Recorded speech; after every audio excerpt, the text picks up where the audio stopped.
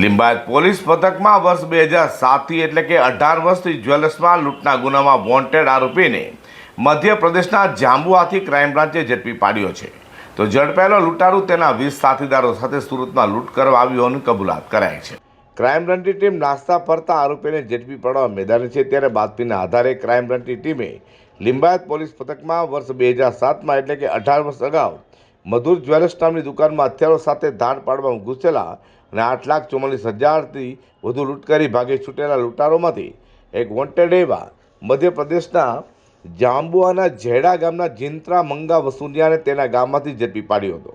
તો ઝડપાયેલા લૂંટારૂ જિંત્રા મંગા વસુનિયા વર્ષ 2007માં 20 સાગરીતો સાથે સુરત કડિયા કામની મજૂરી કરવાની આડમાં લૂંટ કરવા આવ્યો હતો અને લિંબાયતના મધુર જ્વેલર્સમાં કુહાડી, પાવડા તથા પથ્થરો, લોખંડના સળિયા સાથે ઘૂસી દુકાન માલિક, તેની પત્ની તથા કારીગરને મારવાની દુકાનમાંથી 8,44,000થી વધુની લૂંટ કરી ભાગી છૂટ્યા હતા. આ તો ક્રાઇમ બ્રાન્ચે લૂંટારૂ જિંત્રા મંગા વસુનિયાને સુરત લાવી તેનો કબજો લિંબાયત પોલીસે સોંપવાની તજવીજ હાથ ધરી છે. Bureau report G24 news.